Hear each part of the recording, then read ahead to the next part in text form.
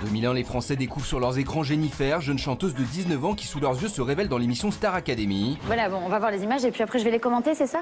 Si depuis Jennifer est devenue une artiste importante en France, elle ne parle que très rarement de ses débuts dans l'émission qu'il a pourtant révélée. Je suis arrivée au casting de la Starac, déjà un petit peu à reculons parce que j'avais hyper peur. Et je voyais les gens du jury sortir et j'étais là, bon ok. Et j'y suis allée et bon, peu importe.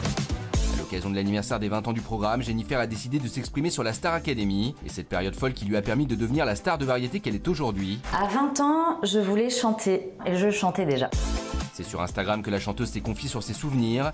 Le soir du 20 octobre 2001, je découvrais le fameux château de Damary-Lélis, entre pudeur et insouciance. Je n'avais que 18 ans et cette aventure s'apparentait plus pour moi à un départ en colonie de vacances qu'un rêve de star. Mais très vite, l'aventure va prendre une toute autre ampleur. Nous étions tous très loin de la réalité. C'est bien cette insouciance qui m'a permis de ne pas imploser. On n'est jamais préparé à une notoriété si soudaine et incontrôlable. Des confidences rares qui rappellent à quel point cette émission a marqué sa vie, comme celle de toute une génération.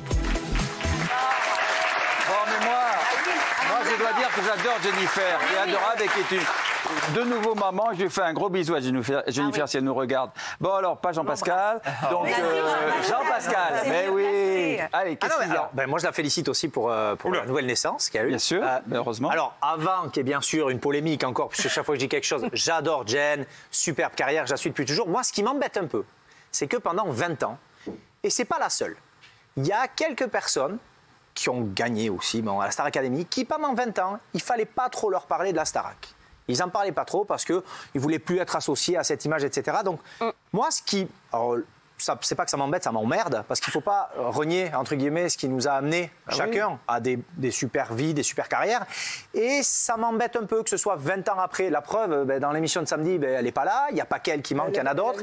Et qu'ils aient pas... Oui, elle était enceinte, mais au mois de septembre. Donc, on a tourné au mois de septembre. Là, je ne sais pas si ça a été plus long, peut-être pour elle ou autre, mais je pense que voilà, il y en a beaucoup qui n'étaient pas là. Je trouve ça un peu maladroit vis-à-vis du public, des gens qui nous ont amenés là. Donc, c'est ça qui m'embête un petit peu. Après, c'est plus... C'était le moyen de tous se retrouver, et c'est ce qui m'embête un petit peu. Voilà, on ne s'est pas eu, donc c'est plus une tristesse. C'est donc une petite déception amoureuse, hein? Non, pas du tout. Ah non, par contre, c'était une super amourette. J'ai passé un très bon moment. Moi, j'adore Jennifer. Et j'ai pas dit que je l'aimais pas, putain. On dit pas de gros mots à la télé. Putain. Allez, Kevin. Jean-Pascal, franchement, tu sais que je t'adore. Non. J'entends ce que tu dis. Sauf qu'il ne faut pas oublier, de l'autre côté aussi, du côté des artistes, qu'aujourd'hui, il y a un lobbying et une pression de l'industrie musicale. Surtout en France, on met des étiquettes à des gens et qu'aujourd'hui, l'étiquette télécrochet, télé-réalité, si on l'assume, on ne bossera plus. Mais qui bosse? Kevin, qui est le patron? J'ai dit à un moment, c'est Jen la patronne. Je suis désolée, tu as besoin de bouffer, on te dit... Non mais arrête, il y a un moment, il ne faut pas baisser son froc. Il y a un moment, il faut être fier de ce qu'on a fait. Si moi, une boîte de musique, elle me dit, tu veux vendre de disques, tu parles plus de la Starac. Tu lui dis... Non, il y a une différence entre renier et ne pas vouloir en parler et alimenter ce genre de choses. 20 ans, elle n'a jamais dit un mot sur la Starac. Mais Olivia, c'est pareil, tu vois, ils n'en ont pas parlé. Et tu peux pas. Daniel. Non, moi j'ai appris quelque chose en regardant un petit peu. On a failli quand même passer à côté de Jennifer parce que cette émission c'était juste après le Loft. Il y avait eu l'histoire de la piscine et ils voulaient qu'il se passe des choses dans leur nouvelle émission. Et ils avaient sélectionné presque une hôtesse de l'air d'une trentaine d'années à forte poitrine avec une grosse bouche. Et Pascal Nègre, qui était le PDG d'Universal à l'époque, a dit attendez, excusez-nous, mais on cherche quand même des chanteurs. Et ils ont pris Jennifer à la place. Ils cherchaient des chanteurs, mais moi ils m'ont pris. Alors, on reste dans le ton des fortes poitrines. Rachel. Alors moi, je ne sais pas si c'est sa maison de disque ou si c'est elle qui n'a pas voulu participer à l'émission. Mais moi, je suis comme vous. Moi, j'adore Jennifer. Je la trouve charismatique. Elle a eu une carrière incroyable. Elle a bien su la mener. Elle a quand même fait partie du jury de The Voice. Moi, je peux comprendre qu'elle a eu envie de se dire moi, j'y vais pas. Moi, je suis une vraie star.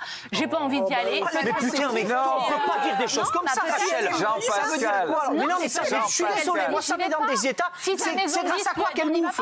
C'est parce qu'elle a fait la Starac. Moi, je peux comprendre, se dire, voilà, j'y vais pas. Oui, d'accord, c'est peut-être parce que c'est la Starac, mais c'est aussi parce que Jennifer, elle valait quelque chose. Parce que sinon, elle aurait oublié depuis. Mais évidemment. Donc, je pense que c'est vraiment du fait. Mais elle a démarré grâce à quoi? Elle ne renie pas, Star Academy. C'est juste qu'à un moment donné, stop. Tu vas pas te taper toute ta vie parce que tu as été célèbre grâce à une émission.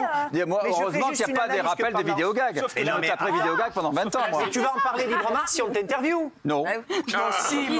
Bon, et pendant 20 ans, j'ai acheté une jolie maison grâce à vidéogag. C'est juste que je trouve ça maladroit. Après, je n'ai rien contre elle. Je trouve que c'est pas bien, c'est tout. Je pense.